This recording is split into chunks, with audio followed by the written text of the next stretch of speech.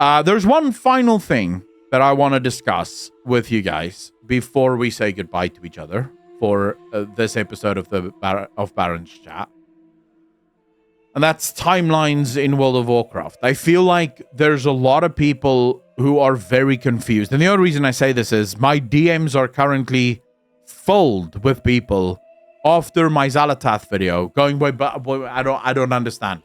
How can Xal'atath be Illyria if Xal'atath existed before Illyria even? How can Illyria turn into Xal'atath? This makes no sense. I think we should talk about timelines in World of Warcraft and exactly how the timelines of World of Warcraft work. Let's quickly talk about this. All right. So there's a couple of different ways in which timelines in worlds actually work, right? The first way it could happen is that there are multiple timelines. This could be infinite. This could be less than infinite. This could just be a few from the very off, right? So from the moment the universe starts, you have these multiple timelines and they just all run alongside it. This is very rarely how time dimensions are actually utilized. And this is very rarely how theoretically time dimensions would exist. Because fundamentally all timelines is just different dimensions that operate on different timelines and they don't affect each other, right?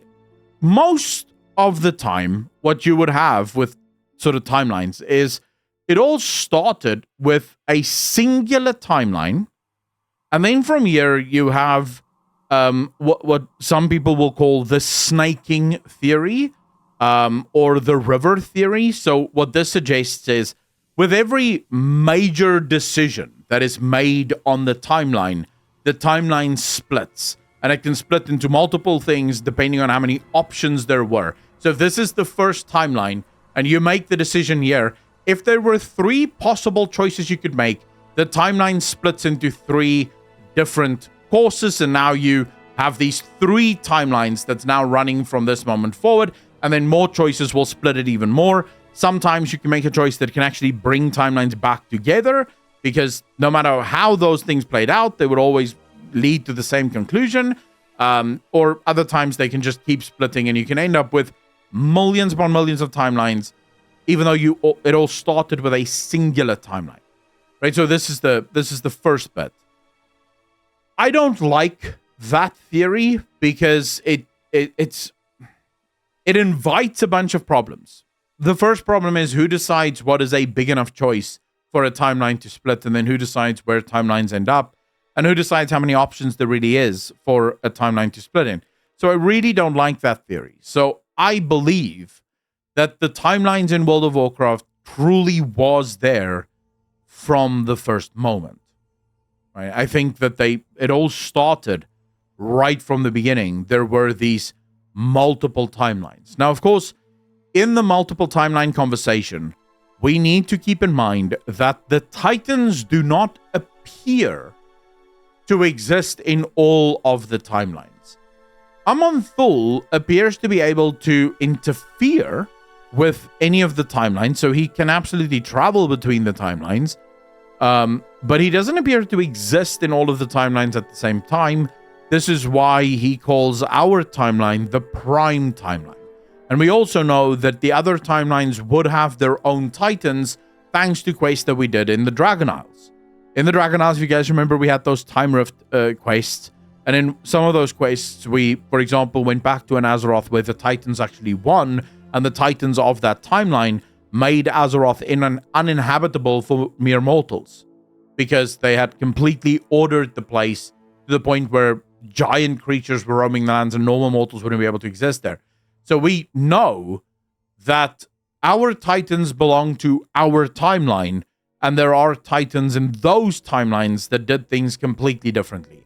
So Titans are very much limited to a singular timeline.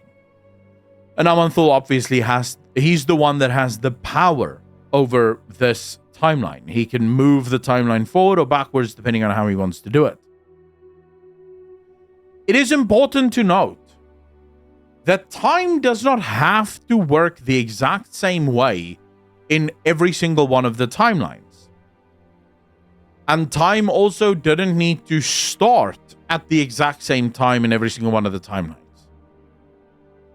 So the first thing I will say is the 1,000 truths that the Void referred to, I believe refer to the 1,000 timelines. And it's 1,000 is just a number, and it's a number that they're using as imagery to signify many. Right? So many more than you can think of. It's not actually 1,000. It's just a number. It's large to make you know they see a lot of possible futures. These possible futures that they see are all the various different timelines that they exist in. How do we know that they must be connected in some way, shape, or form to each other? Because when we go back in time in a Dragonflight, the N'Zoth there says to us, I know you. I know what you've done. And we know that this was not going back to our timeline. We were going to a different timeline.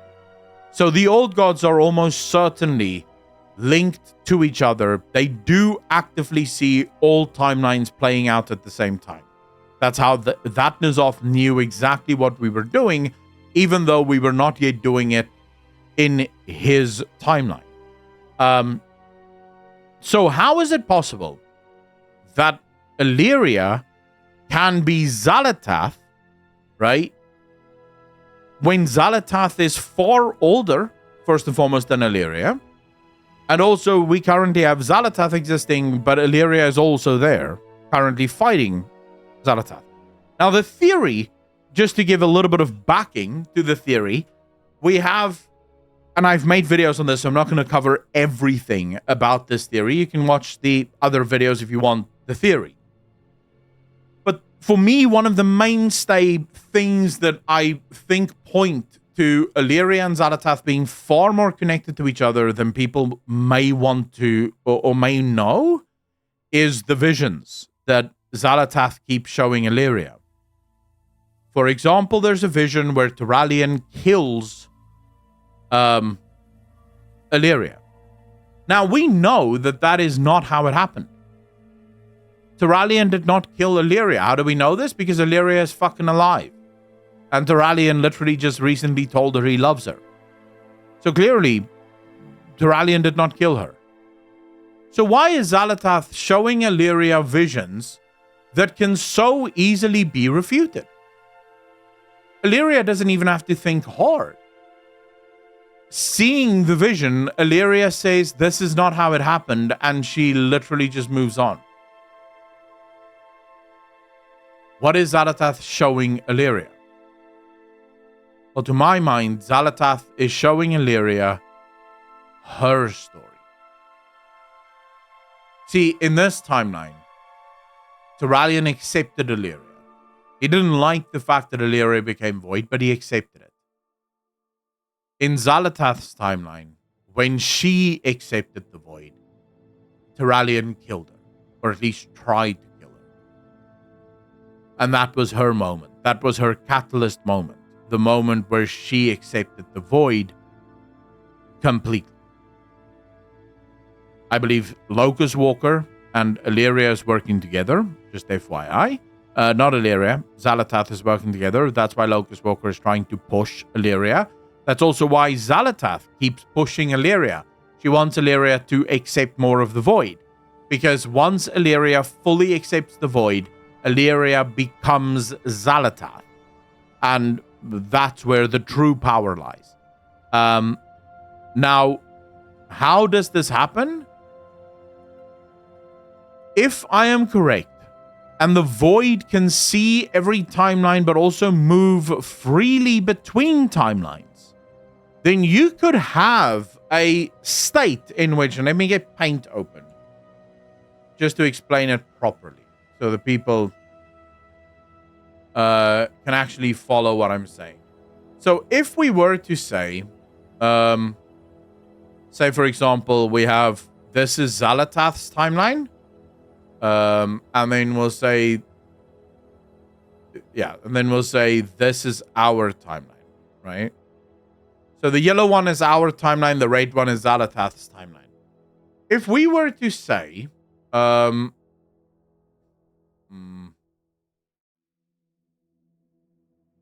So if, for example, let's say on this, let's do black. So on this timeline, let's say, for example, we are currently here.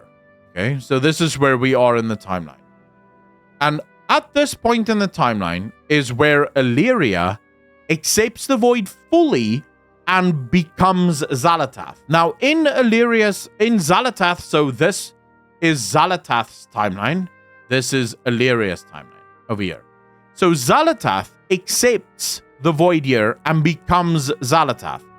She will now have the ability to move from this moment on the timeline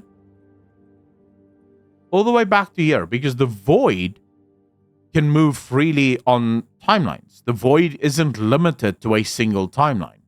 So even though at this point where Xal'atath is now in our timeline, right? So she's moved back from time, from her timeline into our timeline. So it's possible that in this timeline, after this moment, the void gets destroyed and this timeline is destroyed alongside it. So this timeline is no longer in existence. This entire timeline has been destroyed. Xal'atath escaped after becoming Illyria, escaped to come to our timeline here. Xal'atath has been waiting all this time from this moment. She's been waiting for this moment to happen. So she is literally holding off on this until the moment that Illyria is born. Let's say Illyria was born here. Xal'atath now takes note of the fact that Illyria is born, but Xal'atath knows that she has to wait a little bit longer until this moment where Illyria will once again accept all of the void, and then Illyria will become Xal'atath. Now, what does this mean? Well, for this, we go and we look at the Chromie scenario. During the Chromie scenario, what happened to Chromie every single time the Infinites killed a version of Chromie? She felt a little bit less. She felt a little bit weaker. She felt a little bit lost. This suggests that there's a connection between us and those beings that exist in other timelines, right? But now what were to happen if you had Xal'atath times Xal'atath? So what happens if Illyria, so this is the Xal'atath we have now, and this is Illyria turning into Xal'atath, merge into a singular Xal'atath? This would be a significantly upgraded version of Xal'atath. Combined strength from two different timelines into a much stronger Harbinger. And that could be why Xal'atath, after Illyria destroys the Dark Heart, says it changes nothing. Because what Xal'atath was after was never the power inside the Dark Heart. She's after Illyria. Once Illyria becomes Xal'atath, and this may even go so far as to explain. Some people have asked me, why is Xal'atath so much stronger than Khadgar, for example?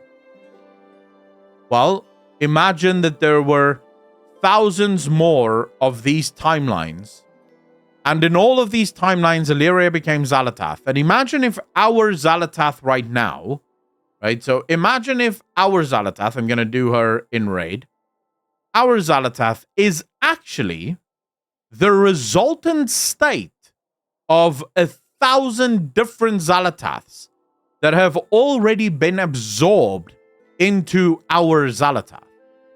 This would explain why Illyria can do absolutely no damage to her. It would also explain why Khadgar, using all of his might, shooting her with an arcane bolt, did fuck all. Nothing. Not a scratch. It didn't even slow her down. In fact, she laughed at him after he hit her with the arcane bolt. She can't be damaged. She is too powerful. Because she is already, what are our words? I have risen from the ashes of countless, I have risen from the ruins of countless empires. So she has absorbed thousands of Xalataths into herself. This is her power. This is the unlimited nature of her power.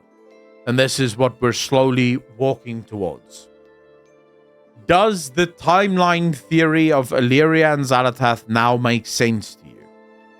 Do you understand what I'm stepping in? I mean, if it is the last one, that could definitely be a problem, right? And it could be that her son has a big role in Illyria not falling to. Remember, what I'm giving you here is Xalatath's plan. I am not suggesting that Xalatath's plan will work. I'm just telling you what Xalatath might be planning. It's up to Illyria if she's going to allow that to happen. And time travel isn't always bad. Call me Princeps. There's plenty of examples of time travel that is done actually very, very well. You can do time travel very well. You just have to be... Time travel used as a crutch for painting yourself into a corner is always bad. Time travel, if utilized correctly and not overbearingly relied upon, is actually pretty good. But you have to be very careful with it. And you can't use it too often because then it does become messy.